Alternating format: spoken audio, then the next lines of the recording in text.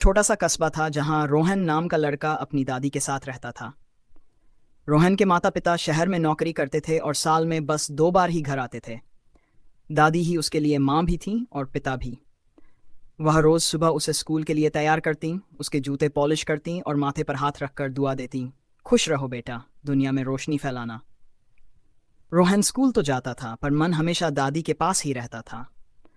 दादी उम्रदराज थीं, चलने में दिक्कत होती थी, इसलिए रोहन स्कूल से लौटते ही उनका हाथ पकड़कर उन्हें आंगन तक ले जाता, चाय बनाकर देता और उनके पास बैठकर अपनी सारी बातें बताता।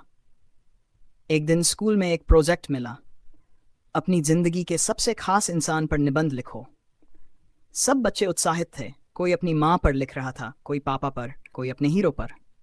लेकिन रोहन खाली पन्ने को देखता रहा। शाम को घर आया तो दादी ने पूछा, क्यों उदास है मेरे बच्चे?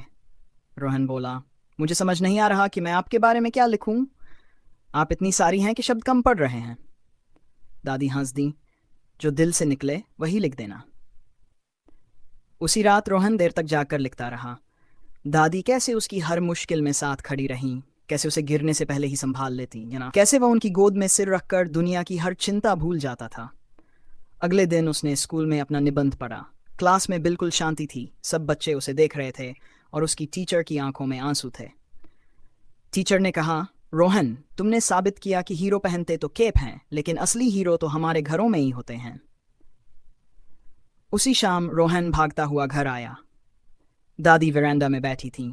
रोहन ने उन्हें गले लगाकर कहा, दादी, मेरी कहानी जीत गई। दादी मुस्कुराईं और उसका चेहरा दोनों हाथों से पकड़कर बोली, कहानी तो तुम हर रोज जीतते हो बेटा, जब तुम मेरे साथ रहते हो। लेकिन उसी रात दादी को तेज बुखार हो गया और उन्हें अस्पताल ले जाना पड़ा। रोहन का दिल डर से कांप रहा था। उसने उनका हाथ पकड़ा और कहा, दादी, मैं आपकी बात मानूंगा, बड़ा होकर रोशनी फैलाऊंगा, बस अब ठीक हो जाओ। कुछ दिनों बाद दादी घर लौटी। रोहन हर पल उनके पास बैठा रहता। दादी ने धीरे से कहा, एक वादा करो, चाहे मैं रहूं या न रहूं, तुम कभी अकेले मत पड़ना। तुम्हारी हिम्मत ही मेरी सबसे बड़ी जीत है। रोहन ने सिर हिलाया, आंखों में चमक थी। दादी, आप हमेशा मेरे साथ होंगी। और उस दिन रोहन ने समझा, परिवार सिर्फ साथ रहने का नाम नहीं, बल्कि उन लोगों का नाम है जो हमें हर पल संभालते हैं, हमें गिरने नहीं देते और अपनी पूरी जिंदगी सिर्फ इसलिए जीते हैं कि हम मुस्कुराते रहें।